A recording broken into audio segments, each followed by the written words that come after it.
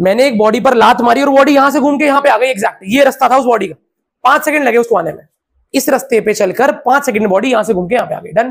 Case 1, क्या मैं उस बॉडी के आसपास या उस बॉडी के अंदर एक पॉइंट मास, एक पॉइंट ऐसा इमेजिन कर सकता हूं? क्या कोई ऐसा पॉइंट है उस बॉडी के अंदर? क्या है उस बॉडी के अंदर ऐसा पॉइंट जिस पर अगर मैं उतना ही मास रख दूं जितना उस पूरी बॉडी का मास है?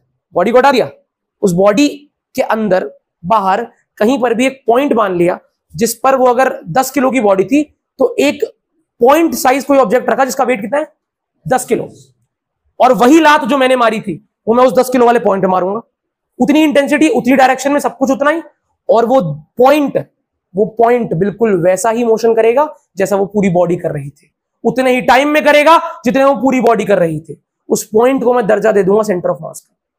एक ऐसा पॉइंट जहां हम बॉडी का मास सिकुड़ा हुआ मान सकते हैं, ऐसे कि बॉडी बिल्कुल वही मोशन करेगी, पॉइंट बिल्कुल वही मोशन करेगा जो बॉडी कर रही है, उतने ही फोर्स लगाने पर उतने ही समय में।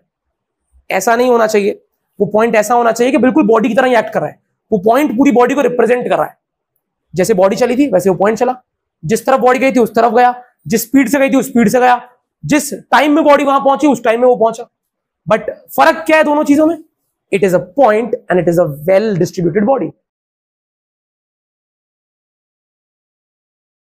इमेजिनेशन नहीं है, आप कर पाएंगे इसको अप्लाई। ठीक है, मान लेते हैं एक बॉडी है जिसका मास m1 है और एक बॉडी है, पॉइंट मास मान रहा हूं मैं, वो बना सर कर रहा हूं लेकिन पॉइंट, इसका मास m2 है। मैंने इस पूरे को एक सिस्टम मान लिया, एक सिस्टम। हैरानी की बात सुनो इस कॉन्सेप्ट की, कि अगर मैं इन दो बच्चियों को एक सिस्टम मान लूं तो इन दोनों का भी कंबाइंड एक सेंटर ऑफ मास होता है। इस पूरे रूम को एक सिस्टम मान लूं, आप सबको इंक्लूड इस रूम को, तो हम सबका मिलके भी एक सेंटर ऑफ मास है। समझ रहे हो? हम सबकी जगह पर वो पॉइंट वही काम करेगा जो हम सब मिलके करने वाले हैं। अगर हम पे धक्का लगाया जाए तो हम जैसे मूव करेंगे वो पॉइंट वैसे ही मूव करेगा। सेंटर ऑफ मास एक बॉडी का नहीं, सिस्टम ऑफ बॉडीज का होता है। किसका? भैया मैं सिस्टम में एक पूरी रिजिड बॉडी ले सकता हूं, ले लो, क्योंकि आपको लग रहा है वो रिजिड बॉडी है, उस रिजिड बॉडी के अंदर अनगिनत पार्टिकल्स हैं। समझ रहे हो? और उस अनगिनत पार्टिकल्स का COM निकाला है आपने, वो जो निकाला है। जब मैं कहता हूं एक सर्कुलर डिस्क, डिस्क समझते हो? CD जैसा डिस्क, बिल्कुल होल नहीं है बीच में, पूरी कॉम्बाइन सर्कल, गत्ता काट लिया सर्कल में। एक सर्कुलर डिस्क का जो सेंटर होता है ना, वही उसका सेंटर ऑफ ग्रेविटी होता है, वही उसका सेंटर ऑफ मास होता है। ठीक है, वो जो सेंटर होता है। अब वो जो सेंटर पॉइंट है, वो जो सेंटर पॉइंट है वो एक पार्टिकल का है या फिर अनगिनत पार्टिकल्स का है? उस गत्ते के अंदर, उस सर्कल के अंदर अनगिनत पार्टिकल्स हैं, जो उस पॉइंट से कुछ पार्टिकल इतनी सी दूर है, कुछ बहुत दूर है। समझ रहे हो ना, गत्ता तो बड़ा है, तो उन सब का मिलाकर एक सेंटर ऑफ मास निकला। Centre of mass is defined for a system of particles. आप इसमें दो अलग अलग पार्टिकल भी ले सकते हो, समझ रहे हो? और आपको लेकर दिखाएंगे कि एग्जैक्टली होता है ऐसा। सेंटर ऑफ मास की अच्छी बात क्या है?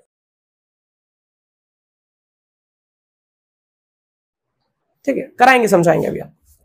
दो मासेस m1 m2, क्या नाम है? m1 m2। ये इनकी लाइन, इमेजिनरी लाइन बना दी बीच में।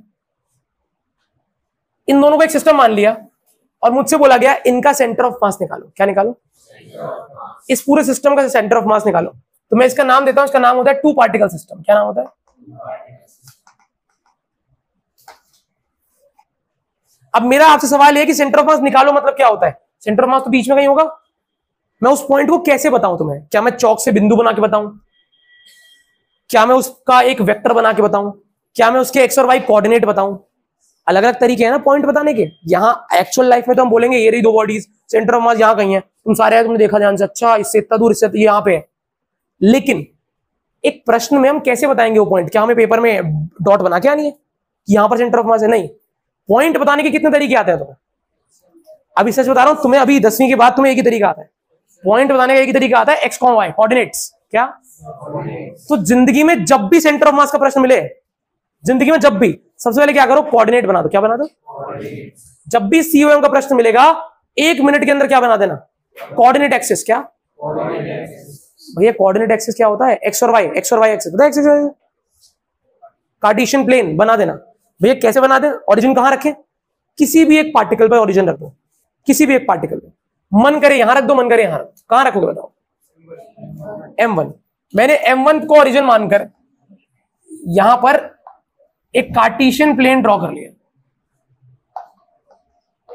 अब मान लो m1 और m2 के बीच कितनी दूरी थी, क्या मानोगे इसे? 20 यूनिट से 20 सेंटीमीटर की दूरी थी, ठीक है। और किसी ने मुझसे क्या पूछा है, सेंटर ऑफ मास कहां पर है ये बताओ, इन दोनों का सेंटर ऑफ मास कहां पर है, सही है। अब मुझे बताना इस m1 मास के कोऑर्डिनेट्स क्या होंगे, क्यों? ओरिजिन पे माना है।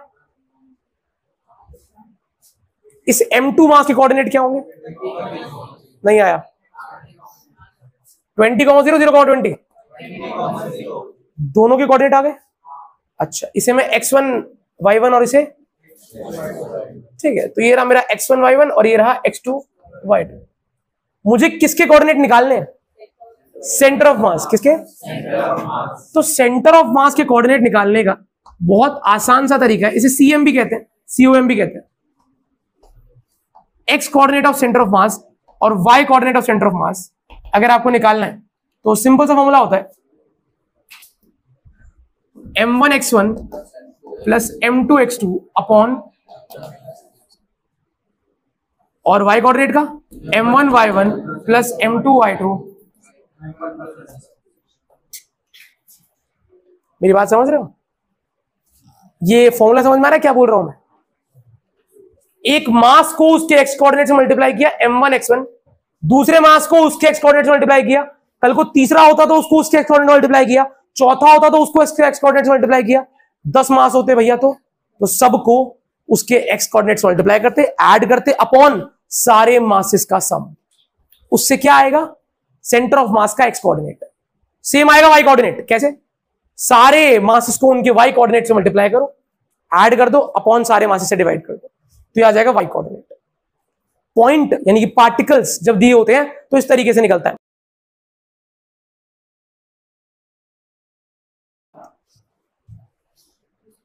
सेंटर ऑफ मास के बारे में दो खास बातें।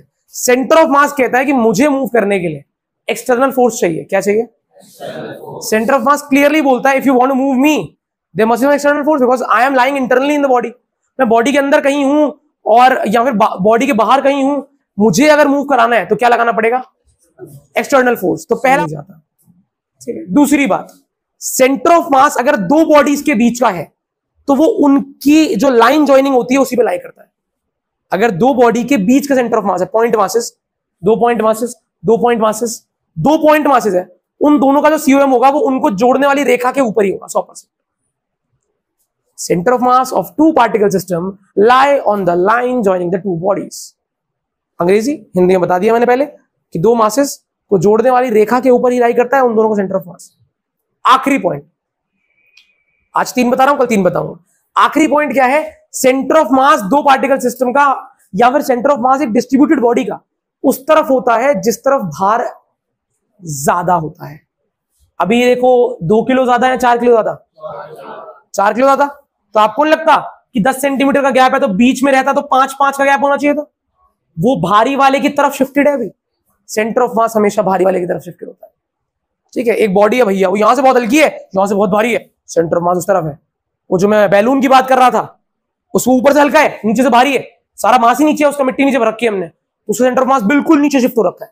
भैया मिट्टी के अंदर है, नहीं मिट्टी से थोड़ा ऊपर होगा लेकिन लोअर है, बहुत लोअर है सेंटर ऑफ मास। नहीं समझे?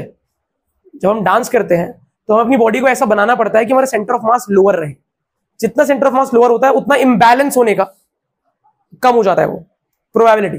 अब ये क्यों होती है सोच के आइएगा, हम बात करेंगे इस बारे में कि सेंटर ऑफ मास लोअर क्यों होना चाहिए हर बॉडी का, अपर क्यों नहीं होना चाहिए। अपर तो बिल्कुल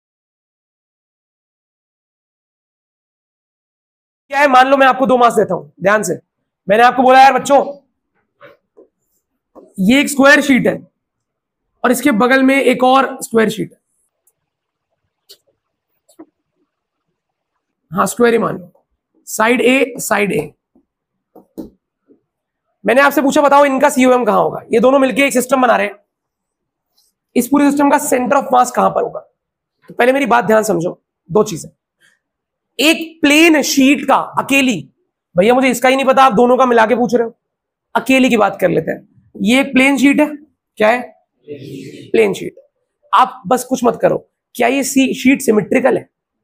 क्या ये शीट सिमेट्रिकल है? स्क्वायर सिमेट्रिकल ही होता है ना, क्या करो, लाइन ऑफ सिमेट्री बनाओ। क्या बनाओ?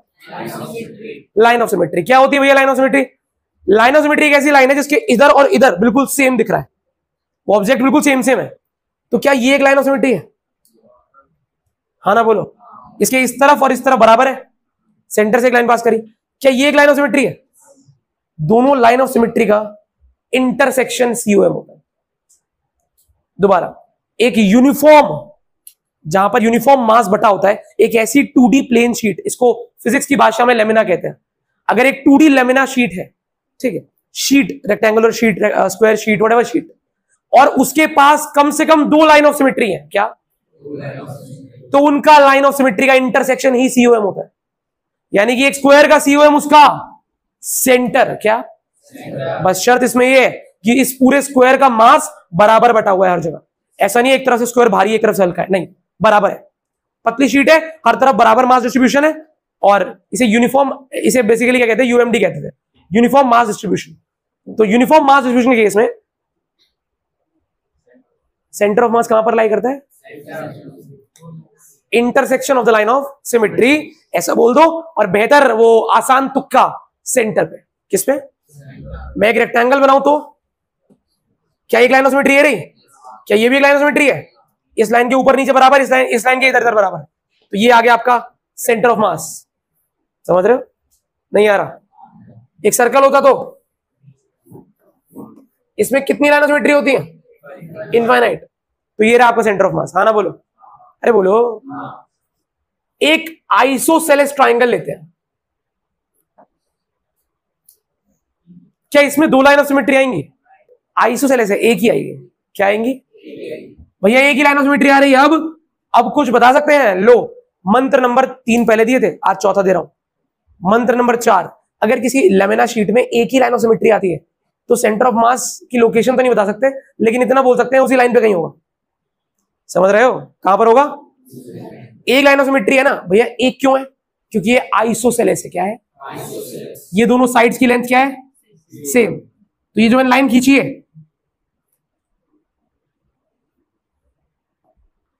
जो लाइन खींची है सिमेट्रिकल लाइन, इसके इधर और इसके इधर देखेंगे तो ट्राइंगल बिल्कुल सेम है। ऐसा लग रहा है मिरर रखा है, मिरर इमेज। तो ये लाइन ऑफ सिमेट्री आ गई आपकी।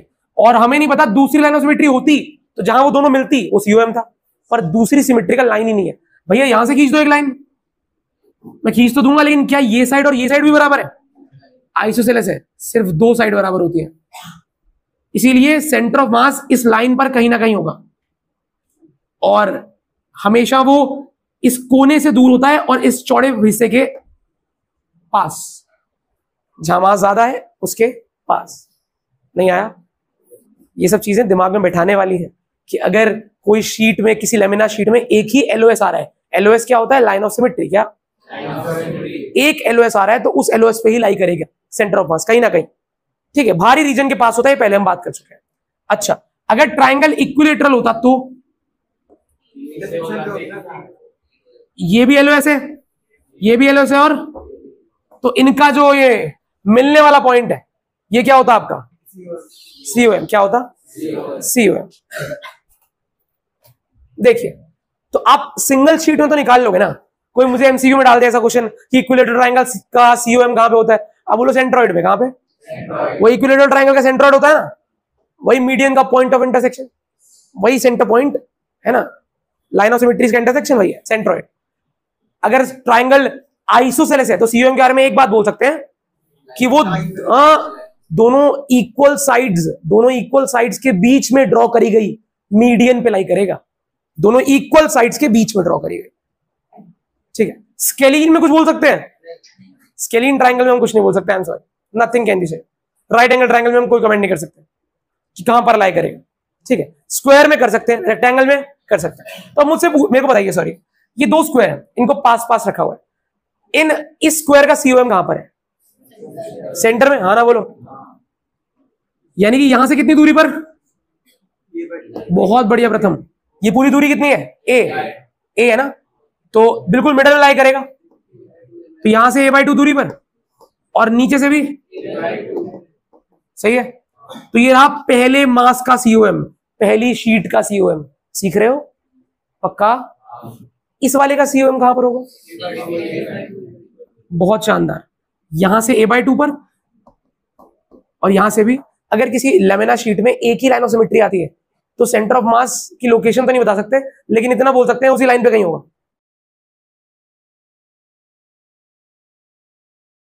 3 एरिया की बात करते हैं।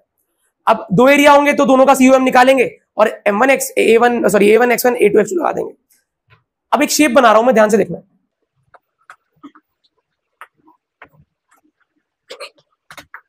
स्क्वायर है 3। आपसे बोला गया इस सिस्टम का COM कहां पर है, बताओ। ये आपको 3 शीट्स को जोड़कर एक पार्ट वो बना के दिया है, इसका COM आपसे पूछा है, ठीक है। अब देखो, एक बच्चा कहेगा भैया वही सिंपल तरीका है, इसका COM इसके सेंटर पे होगा, इसका इसके सेंटर पे, इसका कहीं पर ओरिजिन मान लेंगे, बाकी का डिस्टेंस निकाल के पार्टिकल लेके अपना कर देंगे आराम से आंसर आ जाएगा। हाँ ना बोलो।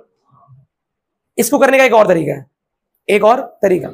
अच्छा, ये वाला तरीके से कर लोगे आप। मैं पहले जो अभी तरीका दिखाया ना, उससे आपको कोऑर्डिनेट मार्क करके दिखाता हूं ताकि आपको कष्ट ना हो। मैं ओरिजिन कहां मानता, यहां पे। इसका COM इसके सेंटर पे, इसका COM इसके सेंटर पे, इसका COM इसके सेंटर पे, सबकी साइड वाइड बराबर है। मैंने इस वाले मास के COM पे ऐसे ओरिजिन मान लिया, कोऑर्डिनेट एक्सिस बना दी। अब मुझे बताओ जरा, इसके COM का कोऑर्डिनेट क्या होगा। अच्छा, ये दूरी कितनी है बच्चों, ये दूरी, और ये, तो ये कोऑर्डिनेट क्या होगा, a, अगर ये 0,0 है और ये दूरी a/2 और a/2 a, तो ये a,0 होगा। अच्छा, ऐसे ये वाली दूरी कितनी है ऊपर वाली, और ये वाली y एक्सिस है तो 0, बहुत अच्छा। इसका एरिया भी बदकिस्मती क्या है, किस्मत से a², A3 भी A² है, A1 भी A² है और A2 भी A² है। सही है, तीनों एरिया सेम है। तो अगर मैं निकालना चाहूं तो कैसे निकल जाएगा, x coordinate of centre of मास, बोलो फॉर्मूला बता दो बस, कर खुद लेना। A1x1 प्लस, बहुत शानदार, SMY के लिए हो जाएगा। तो क्या ये क्वेश्चन आप कर लेंगे, ये मुश्किल तो नहीं था। मैं थर्ड इलस्ट्रेशन पे आता हूं, ये दूसरी थी। अच्छा देखिए, इधर इधर यहां पर आपको मैं वो तरीका सिखाने वाला हूं जिससे मैं कह रहा था ये भी हो जाएगा। एक और तरीका, सबट्रैक्शन वाला, एक तरीका जहां हम एज्यूम कर लेते हैं कि बॉडी पहले पूरी थी और हमने इसमें से कुछ काट के निकाल दिया। क्या आपको ऐसा लगता है कि अगर मैं यहां पर एक और स्क्वायर मान लूं, इमेजिनरी सा, तो ये पूरे फिगर का COM यहां पर कहीं होता, और मैंने इस पूरे फिगर में से एक स्क्वायर हटा दिया, ऐसा भी तो बोल सकता हूं मैं इसके लिए। तो इसे कहते हैं रिमूविंग वाला कॉन्सेप्ट, ठीक है। Remove the area, remove the area concept का नाम है रिमूव द एरिया, ठीक है। हम एरिया रिमूव मानकर भी कर सकते हैं इसको, पर वो कॉन्सेप्ट थोड़ा अलग है, सीखते हैं, ठीक। कॉन्सेप्ट अलग है, फॉर्मूले में कुछ ज्यादा बदलाव नहीं है। देखना, सर्कल, क्या सर्कल का रेडियस R, एक और सर्कल, रेडियस छोटा R/2, साफ दिख रहा है, मैंने उस रीजन में बनाया। R डायमीटर है इसका बचा हुआ, तो रेडियस तो R/2 ही होगा ना। खैर, इसका सेंटर का नाम O1, इसके सेंटर का नाम O2। एक्चुअल में है क्या चीज, एक बड़े सर्कल में से एक काट के हटा दिया गया है, तो ये रहा आपका शेडेड रीजन, यानी कि ये सॉलिड रीजन एग्जिस्ट करता है, बाकी सारा कुछ काट लिया हमने, अलग कर लिया। तो आपसे बोला गया कि इस हिस्से का COM निकाल दो। यकीन मानना, ये एक ही हिस्सा है अपने आप में। ये जो चांद जैसा दिख रहा है आपको, ये तो कटआउट है, अंदर कुछ नहीं है, या तुम हाथ डाल के कुछ चीज निकाल सकते हो बाहर, ठीक है, खाली जगह है बिल्कुल। आप देखिए यहाँ पे ये गायब है, ये सिमेट्रिकल है क्या पूरा, ये पार्ट सिमेट्रिकल है सिमेट्रिकल। अगर इस पे लाइन ऑफ सिमेट्री है भी ना तो एक है। मैं यहां पर एक बीच में से लाइन मारूंगा, अगर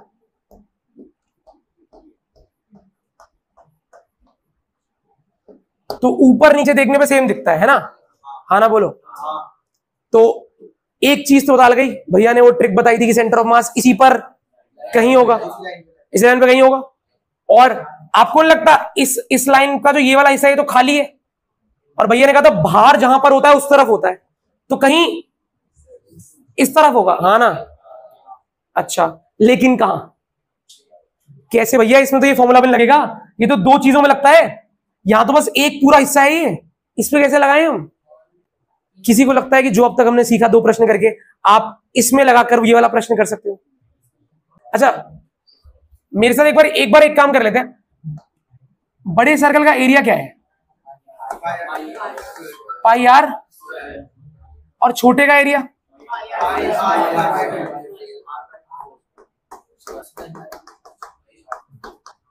अच्छा, मैंने ऐसे ही निकलवा दिया, क्या पता काम आए बाद में। A1 A2 चाहिए होता है, पर भैया ये तो गायब है ना, इसके एरिया क्या करेंगे, तो है ही नहीं ना, है ही A2 में से A1 माइनस कर दें तो जो पार्ट रिमेनिंग है उसका एरिया आ जाएगा। A2 में से A1 माइनस कर देंगे तो वो वाला एरिया आ जाएगा। तो कर देंगे माइनस। अगर ये एरिया निकालना है आपको, ये वाला, तो आप निकाल सकते हो माइनस करके आराम से। क्या आएगा? 3 पाई आर स्क्वायर बाय 4। ये बीच वाला एरिया, ये येलो वाला। क्या आपके पास कोई हिंट है? ये चालू करें शो। देखो, ऐसे प्रश्नों में आपको रिमूविंग वाला कॉन्सेप्ट ही लगाना पड़ता है, क्योंकि मेरा मन कहता है कि जब ये सर्कल पूरा था तब इसका COM सेंटर पे था, मुझे पता है, लोकेशन पता है। जो हिस्सा मैंने निकाला वो भी सर्कल है, उसका COM की लोकेशन भी मुझे नहीं पता। क्या जो एरिया हटाया उसका भी तो पता है COM, वो भी सर्कल है, सेंटर पे होगा उसके। यानी कि अगर वो मुझे ना भी देता O1 O2 तो मैं जानता हूं, ये मैंने खुद ही मार्क करा है, वैसे वो देगा भी नहीं कभी। ये जो रिमूव्ड पार्ट है, अगर ये वापस से मैं लेकर आऊं तो इस रिमूव्ड पार्ट का सेंटर ऑफ मास यहीं तो कहीं होगा। सर्कल के सेंटर पे होता है COM, तो ये रिमूव्ड सर्कल का COM उसके सेंटर पे होगा। और बड़ा सर्कल जब पूरा था तो उसका COM कहां पे था? उसके सेंटर पे। हाँ ना बोलो, अरे हाँ ना बोलो। दोनों के बीच का गैप कितना है? R/2 है ना ये भाई, इसका रेडियस R/2 है तो इधर भी R/2 होगा। बढ़िया। अब भैया रिमूवल वाला कॉन्सेप्ट क्या है? रिमूवल वाला कॉन्सेप्ट ये है कि अगर आपको पता है एक एरिया में से एक छोटा एरिया हटा दिया गया है, क्या कर दिया गया है, तो आप क्या करो, पूरे एरिया का COM निकालो, लोकेशन निकालो, रिमूव्ड एरिया के COM की लोकेशन निकालो। भैया निकाल दिया, दोनों का x कोऑर्डिनेट y कोऑर्डिनेट निकाल दिया। अब एक नया फॉर्मूला लगाओ। फॉर्मूला कहता है x coordinate of centre of mass is equal to A1। अच्छा, ये वो एरिया है, बड़ा वाला एरिया। हमने हमें बड़े एरिया क्या माना है? A2 माना है ना, तो ठीक है, बड़े वाले का A1 x1 या A2 x2 जो भी आ रहा है, माइनस जिसे रिमूव किया है, माइनस आ गया प्लस की जगह, अपॉन माइनस करो, अपॉन A2 माइनस, सोच लो, अपॉन A2 माइनस A1 आएगा या A1 प्लस A2 ही आएगा? चलो ठीक है, सेम y कोऑर्डिनेट के साथ होगा, सेम करें क्वेश्चन। देखो, ये जो पहले तो ओरिजिन मानना पड़ेगा। किसे मानोगे? किसे मानोगे ओरिजिन? O2 को ओरिजिन मानोगे तो नेगेटिव में जाएगा। O1 बताओ किसे मानो? अगर मैंने O1 को ओरिजिन मान लिया तो O1 के कोऑर्डिनेट्स और O2 के R/2 कॉमा, सही है। इनको बाहर निकाल के बना लूं एक बार। O1 वाले फिगर का एरिया क्या है? Pi R square by 4। और इसका एरिया क्या है? अच्छा, इसके कोऑर्डिनेट 0,0 R/2 कॉमा, सही है। ये रहा आपका A1, ये रहा आपका A2। तो ये बताओ कौन से एरिया में से कौन सा एरिया हटा है? A2 में से A1 हटा है, तो लगाओ जरा क्या आएगा फॉर्मूला। ये लगाओ, A2 की वैल्यू बताओ। x coordinate of centre of mass is equal to pi R square into R/, minus A1 क्या है? Pi R square by 4 into 0। A2 x2 minus A1x1 upon क्या आएगा? अच्छा, उत्तर आएगा अब कि नहीं आएगा? कर लोगे सॉल्व? सॉल्व तो कर लोगे पक्का? और y के केस में तो दोनों के y कोऑर्डिनेट क्या है? दोनों y कोऑर्डिनेट क्या है दोनों के? तो आंसर भी क्या आएगा? हाँ ना बोलो, क्या आ रहा है? सॉल्व कर जल्दी। 2/5 2/5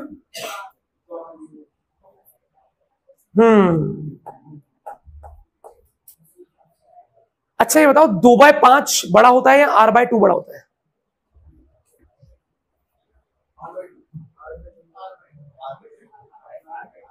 मैं क्यों पूछ रहा हूं सुन लो। आपका ये आ गया आंसर कि सेंटर ऑफ मास के कोऑर्डिनेट ये है, अगर इसे ओरिजिन माने तो सेंटर ऑफ मास होगा कहां? इन दोनों के बीच में कहीं होगा, यहां पे कहीं होगा, कहां होगा? ये 2R/5 कहां पर होगा? इससे 2R/5 आगे जाऊंगा तो क्या यहां पे रुक जाऊंगा या R/2 क्रॉस कर जाऊंगा? याद रखो R/2 जो होता है वो होता है R/2 क्या होता है? 0.5R और 2/5R होता है 0.4R। तो यहां कहीं आएगा, कहां पर? हवा में। कहां पर आ रहा है? इस पूरे शेप का COM इसके बाहर आ रहा है। बताया था ना कईयों का बाहर आता है, इसका बाहर आ रहा है। यहां से कितनी दूरी पर? 0.4R की दूरी पर। समझ रहे हो क्या? अरे बोलो भाई, पेपर में पता है क्या पूछा था जब ये क्वेश्चन आया था कि ये बताओ, इस पॉइंट का नाम रख दिया A, बोला इस पूरे शेप का COM A से कितना दूर है। अब मुझे ये तो पता है O से कितना दूर है, इससे O1 से 0.4R दूरी पर है 2/5। इससे कितनी दूरी होगी A पॉइंट से? R minus R plus.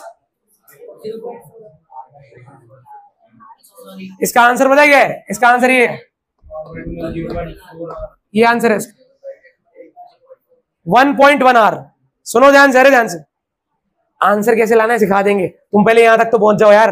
तुम ये सीख गए ना, वो अपन सिखा देंगे। फिर भी सुन लो, इससे कितना दूर है? 0.4। तो इससे कितना दूर होगा? इससे 0.4 है, ये रहा पॉइंट हमारा। इस तरफ से 0.4 है, ये पूरा R/2 है। ये पूरा कितना है पता है? 0.5। ये पूरा कितना है? 0.5R। और यहां से दूरी इसकी कितनी है COM की? तो इधर से O2 से कितनी दूरी हो गई? 0.1R। यानी कि O2 से 0.1R इस तरफ, या O1 से 0.4R इस तरफ। ये रहा आपका COM। बच्चों 0.4 कहां से आया? 2/5 को सॉल्व करके आता है 0.4R, 0।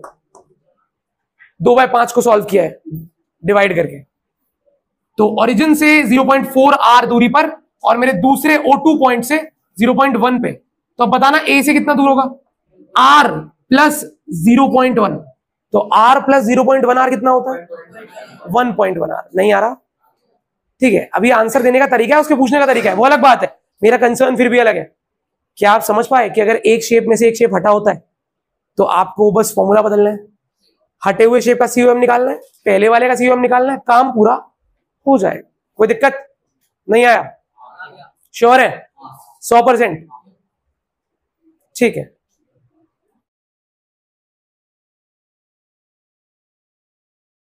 देखिए, अगर मेरी बॉडी जो है वो अजीब तरीके से बटी हुई है, ठीक है, उसमें मास जो है वो फैला हुआ है, लेकिन सिमेट्री की लाइन जो आ रही है वो एक ही आ रही है या नहीं आ रही, और पॉइंट मासेस भी नहीं है, अलग अलग बॉडीज भी नहीं है कि सबका सेंटर ऑफ मास निकाल के लास्ट क्लास वाला टॉपिक कर दे हम। तो क्या करते हैं? तब यूज करते हैं इंटीग्रेशन का। किसका? जब भी मास बराबर तरीके से लेकिन एक पर्टिकुलर शेप में फैला होता है, उसका COM निकालने के लिए इंटीग्रेशन करते हैं। क्या है कॉन्सेप्ट? उसके भी एक्स और वाई कोऑर्डिनेट निकलते हैं। तो ऐसे निकलते हैं, x coordinate of centre of mass is equal to 1/m integration of x dm, y coordinate of center of mass is equal to 1/m, capital M is the mass of the whole body, capital M पूरी body का मास है, total mass, integration of y dm। अब ये dm क्या है, y क्या है, integrate क्या हो रहा है? हाँ, xy कोऑर्डिनेट आ रहे हैं, ठीक है, ये टोटल मास है, यहां तक ठीक है। ये क्या है, इसके बारे में थोड़ा समझ लो ध्यान से।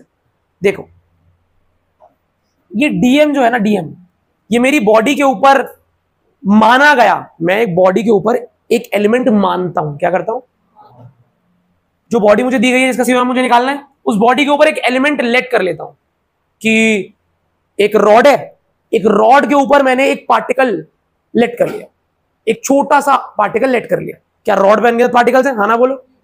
तो मैंने क्या किया, रॉड की शुरुआत से कुछ दूरी पर आकर एक छोटी सी लंबाई का पार्टिकल छोटा सा लेट कर लिया। भैया क्यों लेट किया है बाद में बताऊंगा, ठीक है। वो जो पार्टिकल मैंने लेट किया होता है ना, समझ रहे हो, हम एक बड़ी सी चीज का एक छोटा सा पार्ट एज्यूम करते हैं कि मान लो कि ये पूरा चीज नहीं है, बस एक छोटा सा पार्ट है। उस छोटे से पार्ट का मास होता है डीएम। ये उस छोटे से पार्ट का मास है। आ रहा है? ये भैया एक्स और वाई क्या होता है? जो पार्ट मैंने लेट किया है ना बच्चों, जो पार्ट मैंने, उसके सेंटर ऑफ मास के कोऑर्डिनेट है एक्स और वाई। जो पार्ट मैंने लेट किया है, कठिनाई नहीं होगी करते वक्त, सिखाऊंगा। पहला वाला अजीब लगेगा, दूसरा और लगेगा अजीब, तीसरे में कहोगे हाँ अब पैटर्न समझ में आ गया। पर जो बोल रहा हूं उसको याद कर लेना, ये याद ही करना है। डीएम क्या है? जो एलिमेंट, मैं वर्ड एलिमेंट यूज कर रहा हूं कि मैं एलिमेंट यूज करने वाला हूं, जो एलिमेंट मैं लेट करूंगा उसका मास डीएम है। एक्स और वाई क्या है? उस एलिमेंट के सेंटर ऑफ मास के कोऑर्डिनेट्स। एक बात मैं बता चुका हूं कि एक पॉइंट साइज पार्टिकल का सेंटर ऑफ मास उसके ऊपर ही होता है। वो पार्टिकल कुछ छोटा सा है, उसका मास उसके ऊपर ही होगा, सेंटर ऑफ मास उसके ऊपर ही होगा। उसी के coordinate centre of mass coordinate है छोटे पार्टिकल के लिए। बताया था, एक स्क्वायर का उसके सेंटर में आया था, रेक्टेंगल का सेंटर में आया था, सर्कल का उसके सेंटर में आया था। सेंटर ऑफ मास क्या? लेकिन एक पार्टिकल का तो जहां पार्टिकल है वही होता है। ठीक, तो चालू करते हैं। पहले क्या करेंगे आज, अभी हम करेंगे एक रॉड को लेते हैं और उस रॉड का सीओएम निकालने का प्रयास करते हैं कि एक रॉड का सेंटर ऑफ मास कहां पर होगा, और इसका प्रयोग करते हैं। यूं तो एक बच्चा कहेगा भैया रॉड जो है उसमें अगर मैं ध्यान से देखूं तो एक लाइन ऑफ सिमेट्री आ रही है सेंटर में, और भैया रॉड आप कितनी चौड़ी मान रहे हो? तो रॉड की हम बिल्कुल ना के बराबर थिकनेस देते हैं। हमें रॉड का सीओएम पता होना चाहिए वैसे, कि रॉड एक 1D फिगर है, उसकी थिकनेस हम ज्यादा मानते नहीं है कि बहुत थिक है, नहीं, बिल्कुल पतली सी रॉड, पतली सी रॉड है और एक लाइन ऑफ सिमेट्री आ रही है। भैया ने कहा था अगर किसी भी शेप में एक लाइन ऑफ सिमेट्री आएगी तो सीओएम उसी पे लाई करता है, उस लाइन पे।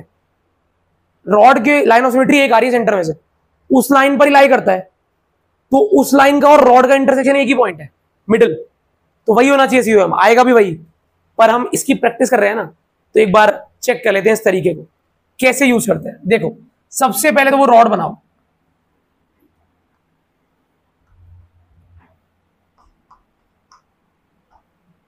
बना लिया रॉड, डन। अच्छा अब क्या करना है, अब शुरुआत से कुछ दूरी पर, वो दूरी कितनी ली है मैंने? एक्स। भैया एक्स ही लेनी है हर बार, तुम कुछ भी ले सकते हो यार। शुरुआत से कुछ दूरी पर मैंने एक पार्टिकल माना, क्या माना?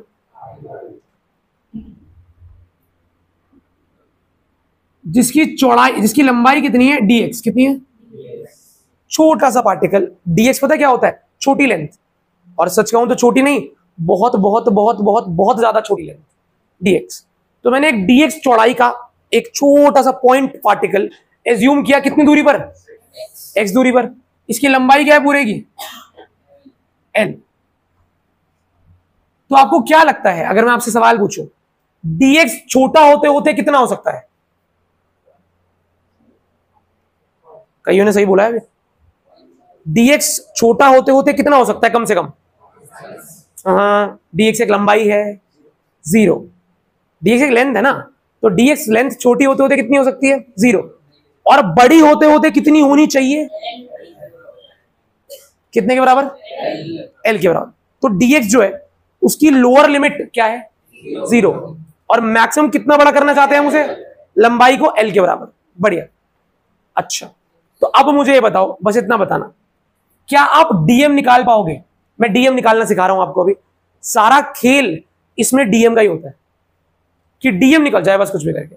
ये एक्स और वाई सेंटर ऑफ मास के कोऑर्डिनेट ये भी निकल जाते हैं, डीएम नहीं निकलता। क्या नहीं निकलता?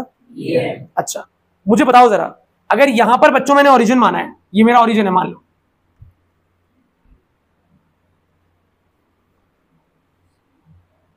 तो इस पार्टिकल के जो कोऑर्डिनेट्स आएंगे वो क्या आएंगे? x कॉमा पक्का, सोच लो। और कौन कौन मेरे साथ ये बात मानता है भैया, क्योंकि ये पार्टिकल पॉइंट साइज है, छोटा सा है, तो इसका COM इसी के ऊपर लाई करेगा, पक्का, हाथ नीचे। तो यानी कि इसके COM के कोऑर्डिनेट भी क्या हो गए, x कॉमा, यानी कि COM का x कोऑर्डिनेट हो गया x और y कोऑर्डिनेट हो गया, तो ये x और y आ गए, बढ़िया। इस पूरी रॉड का मास मुझे गिवन है m दे रखा है, बस ये dm निकल जाए और मैं इंटीग्रेट करके काम खत्म करूं। अब dm कैसे निकालते हैं, बहुत ध्यान से आपको एक प्रक्रिया सिखा रहा हूं, ये dm ही मेन है, मैंने कहा था ना 12वीं तक काम आएगा। ये dm क्या होता है, ये dm क्या है बच्चों, इस छुटकी से लेंथ का मास, इस dx का मास। अब मेरे साथ गेम खेलना, छोटी कक्षा वाला। L लेंथ की रॉड का मास है m, सही बोल रहा हूं, L लेंथ की रॉड का मास है, यूनिट लेंथ की रॉड का मास होता m/l, सही बोल रहा हूं। अगर L लंबाई की रॉड का मास m है तो यूनिट लेंथ की रॉड का मास क्या होता, तो अगर यूनिट लेंथ का मास m/l है तो मुझे कितनी लेंथ का मास निकालना है, तो dx लेंथ का मास कितना होगा, m/l इंटू, इसको एक छोटे से गोले के अंदर करने के बाद हम सीधा लिख देते हैं dx लेंथ, छोटी लेंथ का मास क्या आया m/l, और छोटी लेंथ के मास का नाम क्या रखा हुआ है हमने, dm, क्या नाम रखा हुआ है, यानी कि आपके पास dm की वैल्यू खुद चल के आ गई, dm is equal to m/l, ऐसा ही कुछ आता है हर बार, dm, l लेंथ का मास m था, यूनिट लेंथ का मास m/l था, dx लेंथ का मास m/l इंटू dx हो गया, और dx लेंथ के मास को ही हम dm बोल रहे हैं, तो dm की वैल्यू आ चुकी है, आ गई। अब ये फॉर्मूला अप्लाई करना है, बहुत ही ध्यान से देखना, कॉपी पेस्ट से कुछ नहीं होगा, ध्यान से। अब मैं निकालता हूं x coordinate of centre of मास और अप्लाई करते हैं इंटीग्रेशन 1/m x dm। मुझे बताओ, मेरा जो मैंने एलिमेंट लेट किया है उसकी सेंटर ऑफ मास का एक्स कोऑर्डिनेट क्या है, x का x ही है भैया, और dm की वैल्यू क्या है, m/l, और बाहर क्या है 1/, किसको ये बात पता है कि इंटीग्रेट करते वक्त सारे कांस्टेंट टर्म्स बाहर आ जाते हैं, सिर्फ वेरिएबल इंटीग्रेट होता है, हाथ नीचे, तो सारे कांस्टेंट टर्म बाहर आ जाएंगे, हाँ ना, तो क्या क्या बाहर आएगा भाई, मास भी कांस्टेंट है, लेंथ भी, तो 1/m तो चुपचाप बाहर पड़ा है, m/l बाहर आ गया, और बच गया x dx।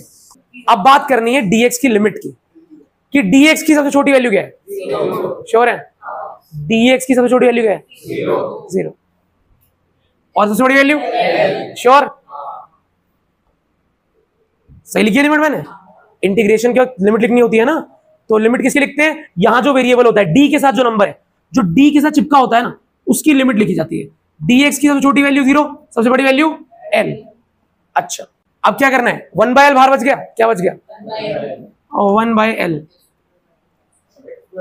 x का इंटीग्रेशन, बस यहां मत खा जाना, किसी भी नंबर का नॉर्मल t का इंटीग्रेशन t² 2 होता है, इंटीग्रेशन का नॉर्मल सा रूल है, पावर को 1 से बढ़ाओ और बड़ी हुई पावर नीचे लिख दो, यहां पर x की पावर क्या है 1, पावर को 1 से बढ़ाओ कितनी हो जाएगी 2, और वही बड़ी हुई पावर यानी 2 नीचे लिख दो, तो x का इंटीग्रेशन होता है x² और 0 से, तो कर ही देंगे वो हम, पता है क्या क्या होगा, अपर लिमिट माइनस, आता है किसी को ये, पहले अपर पुट करते हैं, फिर माइनस लगाते हैं, फिर लोअर पुट करते हैं, तो ऊपर l है, पहले मैंने x का l पुट किया, l², फिर माइनस लगाया, फिर 0² 2। अभी शुरुआत है इसलिए पूरा इलेबोरेट करके कर रहे हैं, नहीं तो इतना खींचना नहीं पड़ता। 1/l इंटू l² 2 क्या आ जाएगा बच्चों, l/2, l/2। ये क्या निकाला है आपने, x कोऑर्डिनेट किसका, सेंटर ऑफ मास, तो x coordinate of centre of mass आ गया आपका l/2। y निकालें, y का आंसर एक लाइन में आ जाएगा। y का फॉर्मूला क्या होता है, देखो फॉर्मूला बिना देखे लिखेंगे, बिना देखे, आज में डाला, मैं ही बिना देखे लिख रहा हूं, तुम सारे देख के लिख रहे हो, 1/, इंटीग्रेशन dx ने dm तो निकाल चुके हो। अब यार मेरे सेंटर ऑफ, मैंने जो एलिमेंट लेट किया है, एलिमेंट जो लेट किया है उसका y कोऑर्डिनेट क्या है, तो यहां पे क्या पुट होगा, 0 इंटू dm, भाई dm जो चाहे हो, 0 से मल्टीप्लाई करने के बाद तो क्या हो जाएगा, तो पूरा का पूरा आंसर क्या आएगा, तो y coordinate of centre of mass आ गया 0। तो एग्जैक्ट कोऑर्डिनेट्स क्या निकल गया है, L/2 कॉमा, ये तो कोऑर्डिनेट के रूप में बता दिया। इधर से L/2 दूरी पर आ रहा है COM, पर नॉर्मली रॉड के हिसाब से क्या बताऊंगा कि रॉड के मिडल में है। अगर लंबाई L है तो L/2 मतलब क्या होता है, at the middle of the rod. तो ये आंसर था L/2 कॉमा 0, यानी कि रॉड के मिडल में लाई करता है।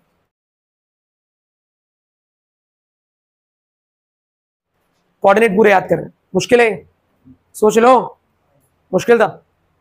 ये डीएम निकालने का कष्ट हमें हर बार करना पड़ेगा। एलिमेंट लेने की प्रक्रिया बदल जाएगी, डीएम निकालने का तरीका बदल जाएगा।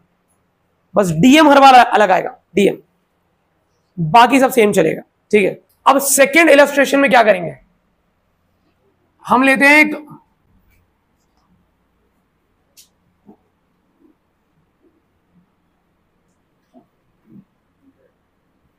एक आर दूरी की रिंग, और पहले से ही मैं कोऑर्डिनेट एक्सिस बना देता हूं कि मैंने इसी का ओरिजिन ले लिया सेंटर को। ये रही वाई एक्सिस,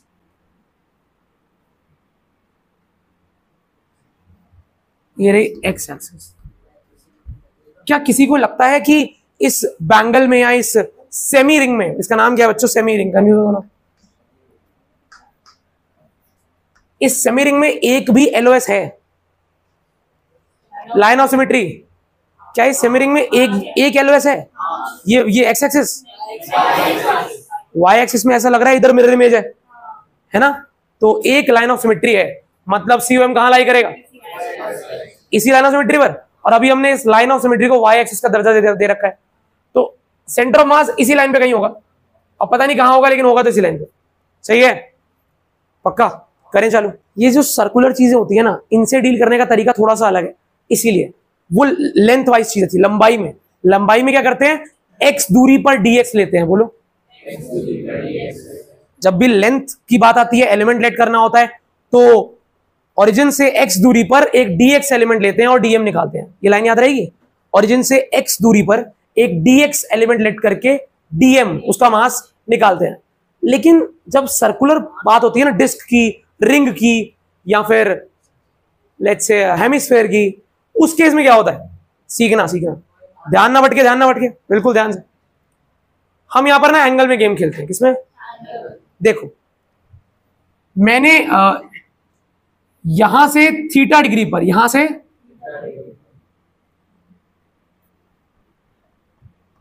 एक छोटा सा एलिमेंट माना, जिसकी लंबाई कितनी मानी मैंने, dx, और ये dx एलिमेंट इतना छोटा है, ये सेंटर पर कितना एंगल बना रहा है, d थीटा। क्या हम पहले x दूरी पर dx एलिमेंट ले रहे थे, यहां हम थीटा एंगल पर d थीटा एंगल ले रहे हैं, लेंथ ले रहे हैं, एक ऐसी लेंथ जो कि सेंटर पर कितना एंगल सबटेंड कर रही है, d थीटा।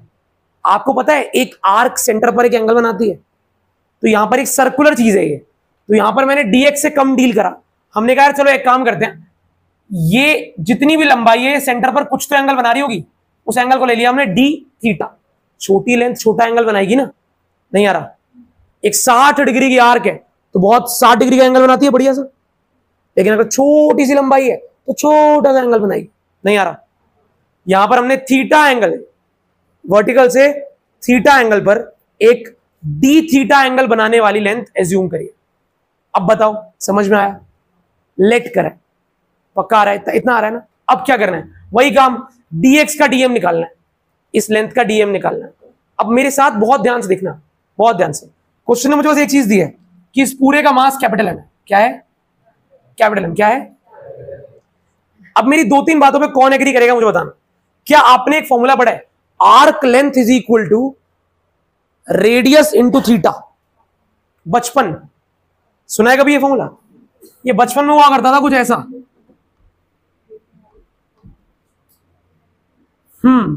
ये है आपकी आर और ये है L. L is equal to R theta. अगर नहीं पढ़ा तो याद रख लो, पढ़ा है तो बेहतर बात है। आर्क लेंथ, क्या? वो जो एक कर्व सा होता है उसकी लंबाई कितनी होती है, रेडियस इंटू एंगल। पक्का ये फॉर्मूला होता है बढ़िया सा। Arc length is equal to radius into angle, arc length is equal to radius into angle. यहां देखो, तो क्या मैं इस फॉर्मूले को अगर इसमें लगाता हूं तो एक बात तो बोल सकता हूं, dx is equal to radius कितना है r d थीटा।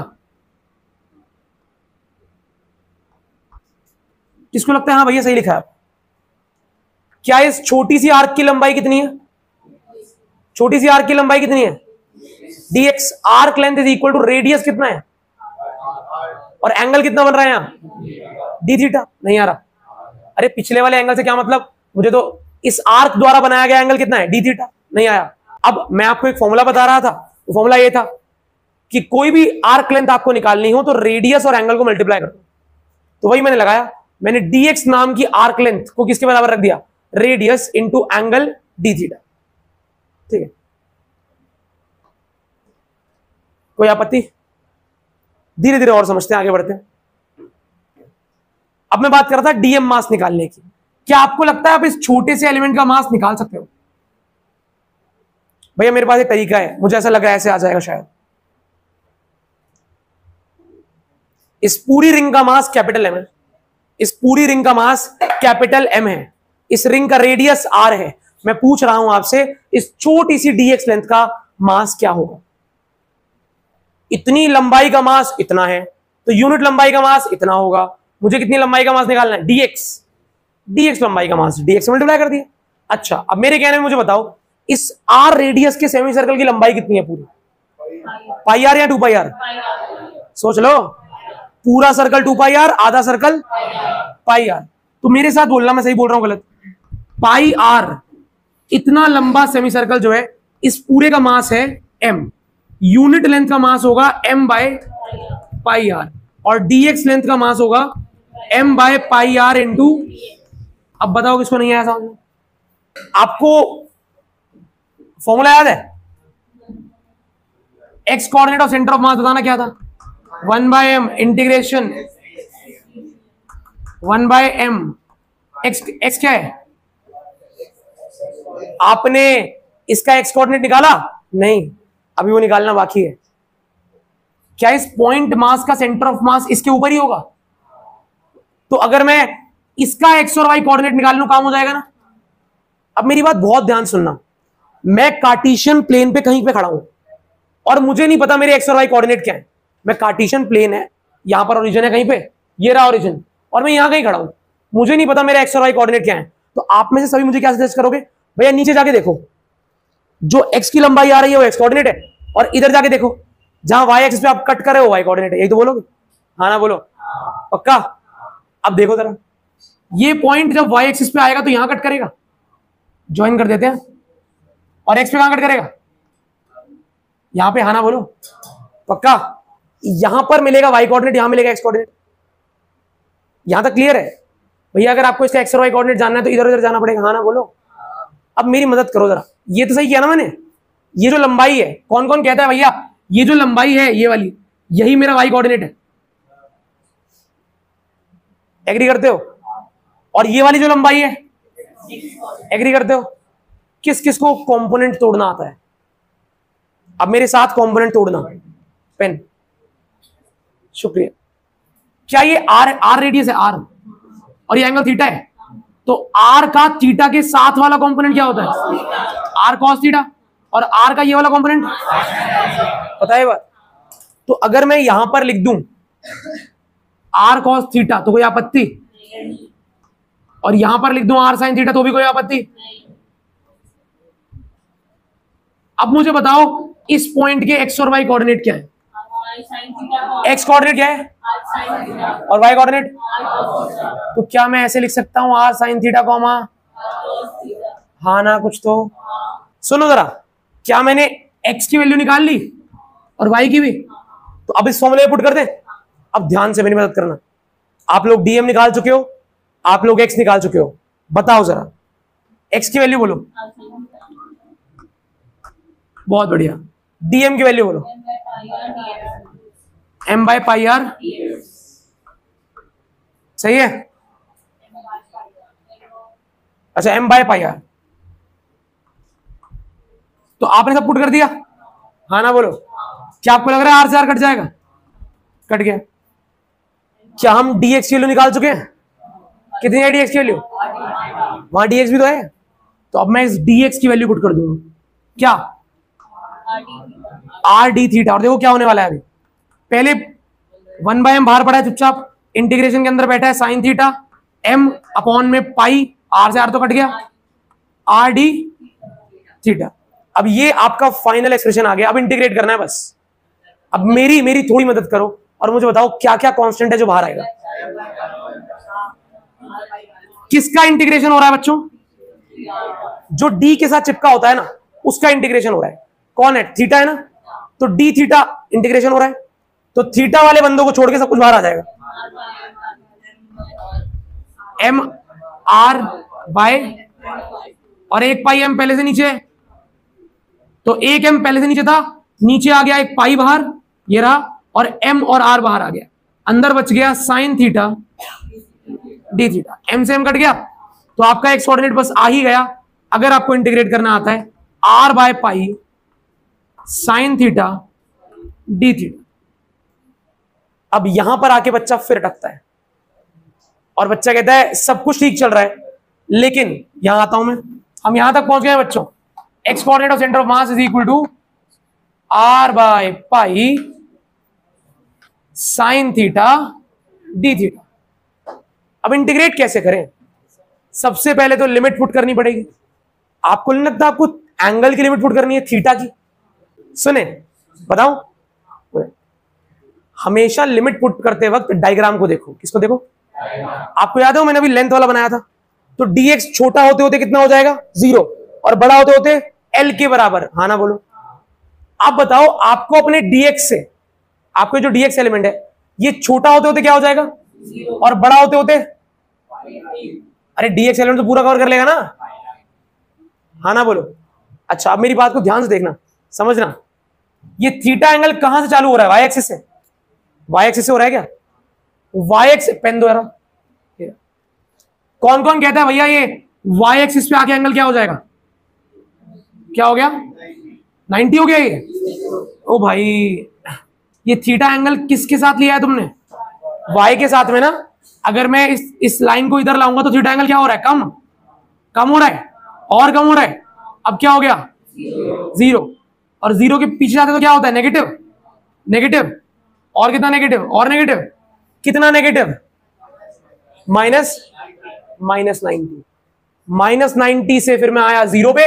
अभी भी मेरा सेमी सर्कल कंप्लीट नहीं हुआ। अब मैं 0 से कहां जाऊंगा? 90। यहां पर 90 है और यहां पर, तो एंगल पुट होगा -90 से, नहीं आया, यहां पर आपका एंगल 0 डिग्री है। आपको पता है आपको पूरी रिंग कवर करनी है, आधी वाली, यहां से लेकर यहां तक रिंग है। तो जब आपका एंगल यहां जाएगा तो एंगल नेगेटिव में नहीं जा रहा भाई। यहां पर 0 था, यहां पॉजिटिव था, तो यहां तो नेगेटिव ही होगा ना। -90 से +90, नहीं आया। धीरे धीरे सीखोगे, एक्सेप्ट कर लेना बस। कुछ ना समझ में आया मुझसे पूछना जरूर। तो यहां पर लिमिट पुट होगी -90 से +90, -90 से 90। ज्यादातर बुक्स में मिलेगा नहीं, जहां ये मिलेगा वहां पर π/2 लिखा होगा। शायद आपको पता हो कि π/2 90 को ही कहते हैं। ठीक है, बहुत बड़े मिताली, हाथ डालो। साइन थीटा का इंटीग्रेशन क्या होता है? कॉस आता है? नहीं आता तो सुन लो आज। साइन थीटा का इंटीग्रेशन होता है माइनस कॉस थीटा। क्या होता है? Minus cos theta. और लिमिट क्या है? -90 से, और बाहर वेट कर रहा है r/पाई। क्या होने वाला है? हाँ बस हो ही गया। क्या माइनस को भी बाहर ले ले? लिमिट पुट करने में परेशान करता है बेचारा, बाहर ले लिया। करो जरा पुट, करें तो आएगा 0 माइनस कॉस -90 भी क्या होता है? तो एक्स कोऑर्डिनेट क्या आ गया? कोई डरने की बात नहीं है भाई। एक्स कोऑर्डिनेट 0 जाना था। तुम सोच रहे हो पहली बार कर रहे हो, उसमें भी गलत भाई। लाई कहां करेगा? COM इस लाइन पे ना, और ये लाइन तो वाई एक्सिस है, तो एक्स क्या आएगा? हमने गलत पे मेहनत कर ली। ये हम डायरेक्ट निकालने वाले थे लास्ट में। कोई बात नहीं, अब वाई निकाल लें। मैं इसको मिटा सकता हूं क्या? ये तुम्हें याद रहेगा कि πr लेंथ का मास m है, तो यूनिट लेंथ का मास m/πr, तो dx लेंथ का मास m/। तो तो अपन ने बहुत तेजी से कौन सा कोऑर्डिनेट निकाल लिया। अब उतनी ही तेजी से क्या निकाल लेते हैं, y coordinate centre of mass is equal to, मेरे साथ बोलेंगे 1/m ydm। जल्दी से y कोऑर्डिनेट की वैल्यू बताओ, r cos, और dx की वैल्यू क्या है, dx की वैल्यू, तो dx की वैल्यू पुट कर दी यहां पे r d थीटा, और y की वैल्यू पुट कर दी r cos थीटा। ये dm था, dm की वैल्यू बताओ क्या होती है, m/πr। अब dx पुट कर देंगे ना अगले स्टेप में, अगले स्टेप में क्या r से r कट जाएगा, m से m कट जाएगा, क्या बचेगा, ये पाई रह गया, पाई cos थीटा अपॉन, और dx की वैल्यू आर डी, क्या r और पाई बाहर आ जाएंगे, तो integration of cos theta D theta r by cos theta का इंटीग्रेशन क्या होता है, प्लस का साइन थीटा। तो मैं इंटीग्रेट, लिमिट बताओ, लिमिट -90 से, तो बस अब तो हो ही जाना चाहिए, r by pi cos theta का इंटीग्रेशन -90 से +90, साइन 90 क्या होता है 1, बहुत बढ़िया 1 आ गया, माइनस साइन -90 क्या होता है -1, तो ये ऐड होके 1 + 1 बन जाएगा 2। बहुत बढ़िया, मैं यहाँ पे बहुत नीचे हो जाएगा, मैं यहाँ लिख देता हूँ, y कोऑर्डिनेट आ गया और x क्या आया था, मुश्किल है, आसान है। आज के लिए इतना ही, मिलते हैं कल। अब हम करने वाले हैं क्वेश्चन नंबर 1। तो क्वेश्चन 1 में आपको बोला हुआ है 3 masses 3 kg, 4 kg and 5 kg are located at the corners of equilateral triangle of side 1 meter. Locate the center of mass of the system। तो क्वेश्चन ने बोला कि आपके पास एक इक्विलेटरल ट्रायंगल है जिसकी साइज 1 मीटर है, इसके ईच कॉर्नर पे आपके पास मास रखा हुआ है 3 kg, 4 kg एंड 5 kg। तो हमने अपना ट्रायंगल बना दिया। अब सेंटर ऑफ मास के क्वेश्चंस को करने के लिए हमें एक ओरिजिन लेट करना पड़ता है कहीं पर भी, तो हमें सबसे ज्यादा अप्रोप्रिएट लग रहा है कि हम यहाँ पर ओरिजिन को लेट कर देते हैं। ओरिजिन को लेट करना मतलब ये वाला जो कॉर्नर है ये हमारा 0,0 कॉर्नर है, इतना सिंपल है। अब क्या होता है, सेंटर ऑफ मास के कोऑर्डिनेट्स निकालेंगे तो x एंड y के टर्म्स में आएंगे, करेक्ट है। तो इसका फॉर्मूला क्या होता है, m1x1 plus m2x2 plus m3x3 upon m1 plus m2 plus m3, ये होता है x कोऑर्डिनेट का। एंड y का निकालेंगे तो m1y1 plus m2y2 plus m3y3 upon m1 plus m2 plus m3। इससे हमारे पास सेंटर ऑफ मास के x एंड y कोऑर्डिनेट्स आ जाएंगे। क्लियर है। अब सबसे पहले x कोऑर्डिनेट की बात करें तो क्या हमें तीनों मासेस पता है, हाँ जी पता है, तो लिख देते हैं हम 3 4 5 m1 m2 m3 पुट कर दिया हमने। अब यहाँ पे क्या पुट करना है, कोऑर्डिनेट्स पुट करने हैं। तो सबसे पहले देखो ये 0,0 कोऑर्डिनेट है, ये पूरा 1 मीटर लेंथ है x एक्सिस पर, तो ये वाला कोऑर्डिनेट कितना हो जाएगा 1,0। एंड ये वाला हम ऊपर जा रहे हैं, यहाँ पर हम गए तो हमने देखा कि ये वाला कोऑर्डिनेट x के लॉन्ग कितना हुआ, ये 1/2 होता है पॉइंट, तो x कोऑर्डिनेट तो 1/2 है, लेकिन y कोऑर्डिनेट कितना है, हम लगाएंगे पाइथागोरस, और पाइथागोरस से ये वाला कोऑर्डिनेट आ जाएगा √3/2। पाइथागोरस कैसे निकाला है, सिंपल है, ये लेंथ 1 मीटर है और ये लेंथ 1/2 है, तो हम हाइट निकाल सकते हैं, निकाल ली, √3/2 आ गई, कोऑर्डिनेट्स आ गए। अब कोऑर्डिनेट्स पुट कर दो, x1 कितना है 1/2, x2 कितना है, x2 कितना है 0, x3 कितना है 1, और मास का सम क्या आएगा 3 + 4 + 5 क्या आ जाएगा आपके पास 12 आ जाएगा मास। क्लियर है। अब सिमिलरली y का करेंगे तो y में भी फिर से मासेस लिख देते हैं 3 + 4 + 5 और y कोऑर्डिनेट्स की वैल्यू पुट करते हैं। तो y कोऑर्डिनेट्स क्या है, पहला y कोऑर्डिनेट है √3/2, दूसरा y कोऑर्डिनेट है 0 एंड तीसरा y कोऑर्डिनेट क्या है अगेन 0 क्योंकि x एक्सिस पर लाई कर रहा है, तो यहाँ पे भी आ जाएगा 0/12।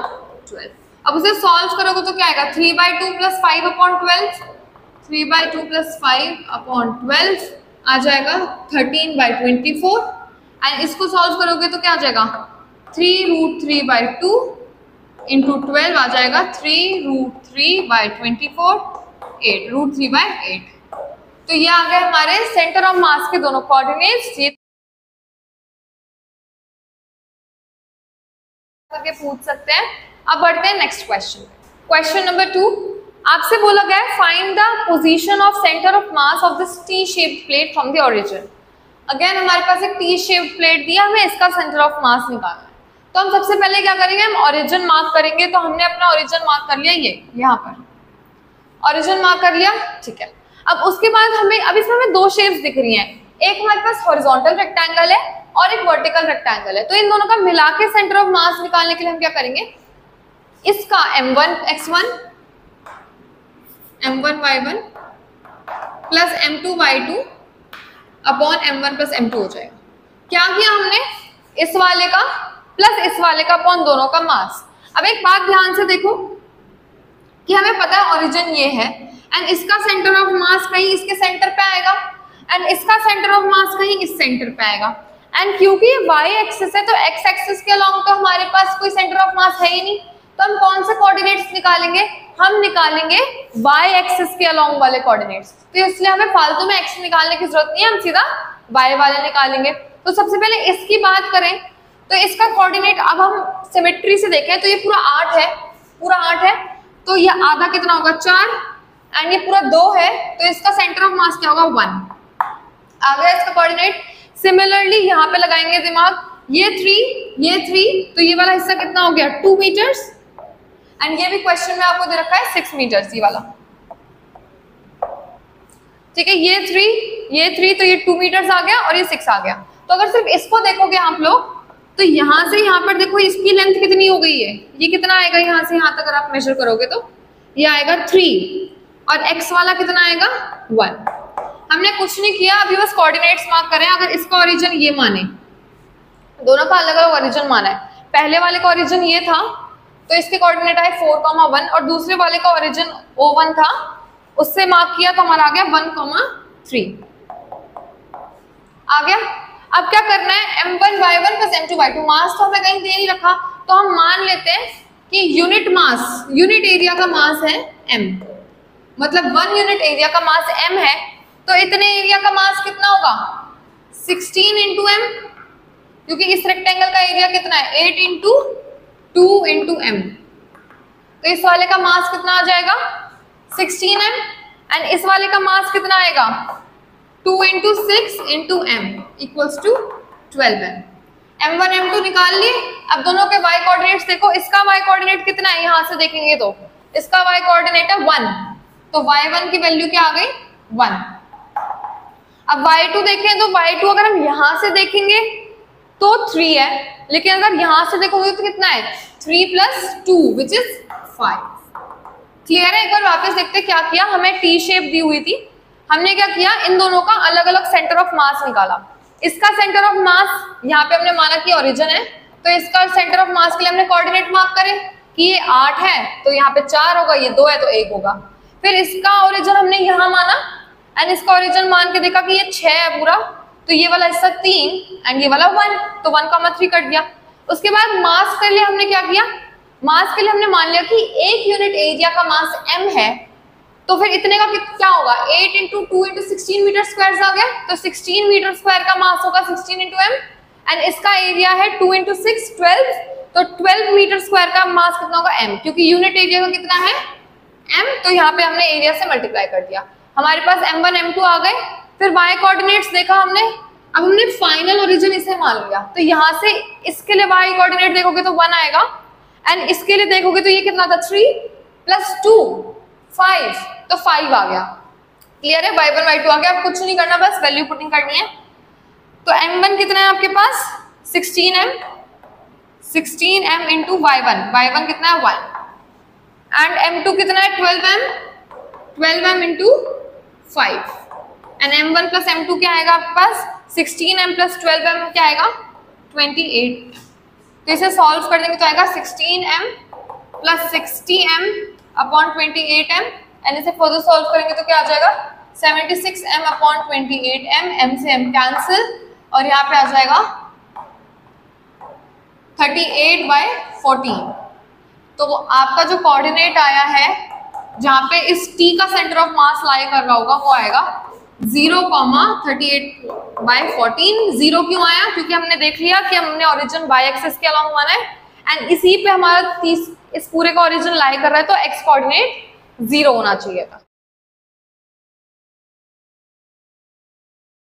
क्वेश्चन नंबर 3 में आपको बोला है कि find the centre of mass of a uniform L shaped lamina with dimensions given. अब क्वेश्चन बोल रहा है mass of the lamina is 3 kg। ये आपके पास एक एल शेप कुछ है एंड इसका मास बोला है 3 kg एंड इसके डायमेंशंस दिए हुए हैं। डायमेंशंस क्या दिए हुए हैं? ये पूरा 2 मीटर्स एंड ये भी है पूरा 2 मीटर्स एंड ये स्क्वायर बने पड़े हैं, ठीक है।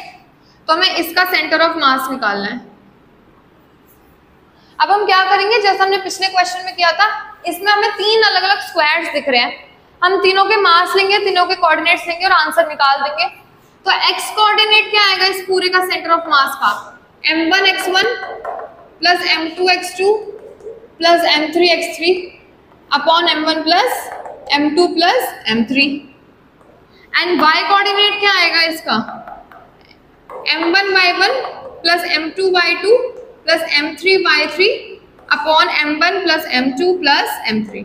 ये आएगा y कोऑर्डिनेट। जैसे पिछला क्वेश्चन किया था, तीनों को अलग अलग मान के क्वेश्चन करेंगे। तो हम सबसे पहले अपना ओरिजिन मार्क कर लेते हैं। तो अगर हम देखें कि हमारा ओरिजिन, अगर हम ये मान लेते हैं, यहाँ पे मान लेते हैं, यहाँ पे कोने पे मान लेते हैं, यहाँ पे ये हमारा ओरिजिन है। ओरिजिन मतलब ये वाला जो हमारे पास कोऑर्डिनेट है ये है 0,0 और ये पूरा 2 मीटर है, ठीक है। अब ध्यान से देखेंगे, इसका अगर टोटल मास 3 kg है और इन तीनों में डिवाइड करेंगे तो इसका मास कितना होगा? 1 kg, इसका भी 1 kg एंड इसका भी 1 kg। तो हमने m1, m2 और m3 निकाल लिया, ठीक है। अब इनके निकालना सेंटर ऑफ मासेस का x और y कोऑर्डिनेट। तो इसको देखेंगे अगर हम, और हमें पता है ये पूरा 2 है, तो ये वाला कितना हुआ? 1। तो ये कोऑर्डिनेट क्या हो जाएगा? 1,0। और इस स्क्वायर का सेंटर ऑफ मास इसके सेंटर में लाई कर रहा होगा, तो इसके कोऑर्डिनेट क्या हो जाएंगे? 1,2 और यहाँ से भी कितना? 1/2 और यहाँ से भी कितना आएगा? 1/2। क्योंकि ये पूरा 2 था तो ये 1 और ये 1 और इसका भी आधा 1/2। तो C2 का कोऑर्डिनेट आ गया 1/2, 1/2। सिमिलरली C3 का निकालेंगे। ये 1 है और ये 2 है, तो ये कितना होगा? 1 प्लस 1/2। इसमें प्लस 1/2 आएगा तो कितना हो जाएगा? 3/2। लेकिन y कोऑर्डिनेट कितना है? y कोऑर्डिनेट अभी भी 1/2 है, तो यहाँ पे आ जाएगा 1/2। क्लियर है? सिमिलरली यहाँ पे देखो, इसका जो y कोऑर्डिनेट आएगा वो कहाँ आएगा? यहाँ पर कहीं आएगा, यही पॉइंट तो होगा यहाँ पर। तो अगर ये पूरा 1 है और ये 1/2 है तो 1 प्लस 1/2 कितना हो जाएगा? 3/2। और x कोऑर्डिनेट कितना है इसका? x कोऑर्डिनेट क्या रहेगा? 1/2।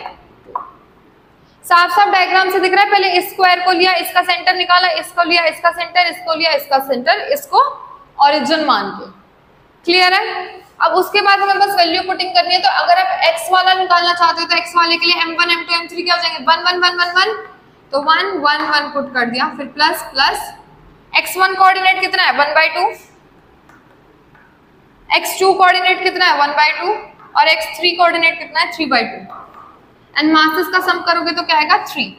अब इसे सॉल्व करोगे तो क्या आएगा? 1 प्लस 1 प्लस 3 विच इज 5, तो आ जाएगा 5/2 इंटू 3 विच इज 5/6। तो x कोऑर्डिनेट क्या आ गया? 5/6। इस पूरे L शेप का x कोऑर्डिनेट आ चुका है, इसके सेंटर ऑफ मास का x कोऑर्डिनेट आ चुका है 5/6। सिमिलरली y वाला निकालेंगे। m1, m2, m3 क्या है? 1 1 1, तो यहाँ आ जाएगा 1 1 1 प्लस प्लस। अब y1 कोऑर्डिनेट कितना है? 1/2। y2 कोऑर्डिनेट कितना है? 3/2 एंड y3 कोऑर्डिनेट कितना है? 1/2। तो इसी से सिमिलर आ रहा है 1/2 1/2 3/2 1/2 1/2 3/2 और टोटल मास कितना है? 3। तो सेम कैलकुलेशन बैठ रही है। इसका मतलब y वाला कोऑर्डिनेट भी क्या हो जाएगा? 5/6। इसका मतलब इस L शेप जो है हमारा, इसका सेंटर ऑफ मास क्या आएगा? 5/6, 5/6 इस कोऑर्डिनेट पर आएगा फ्रॉम द ओरिजिन।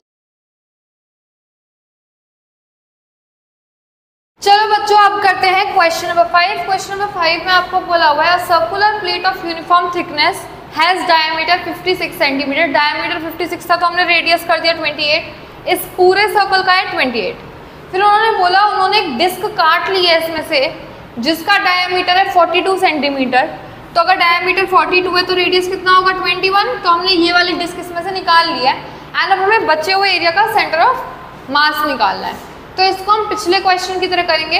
अब एक बात ध्यान से देखो कि अगर हम इस O पॉइंट को, जो कि इस बड़े वाले सर्कल का सेंटर है, इसको ओरिजिन मानते हैं O, तो हमें दिख रहा है कि हमारा जो सेंटर ऑफ मास इस बचे हुए एरिया का आएगा वो आएगा x एक्सिस पे। तो हमें y एक्सिस के कोऑर्डिनेट्स निकालने की जरूरत ही नहीं है, हम सिर्फ x का करेंगे। एंड फॉर्मूला क्या होता है a1x1 minus a2x2 upon a1 plus a2। ये फॉर्मूला इसमें वैल्यूज पुट करेंगे, हमारा आंसर आ जाएगा। तो जो बड़ा वाला एरिया है वो क्या आ जाएगा पाई 28 का स्क्वायर एंड x1 कितना आएगा। अब यहाँ से अगर आप देखोगे, सबसे पहले रुको एक सेकेंड, पाई 28 का स्क्वायर। अब यहाँ से आप x1 कोऑर्डिनेट देखोगे, ये पूरा सर्कल है, इसका सेंटर ऑफ मास यहाँ पर है, तो इसका x1 कोऑर्डिनेट कितना है 0, तो यहाँ आ जाएगा 0 माइनस a2 कौन सा है ये वाला, तो इसका आएगा पाई 21 का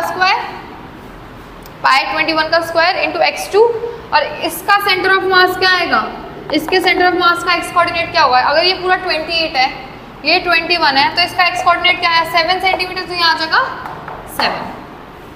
क्लियर है।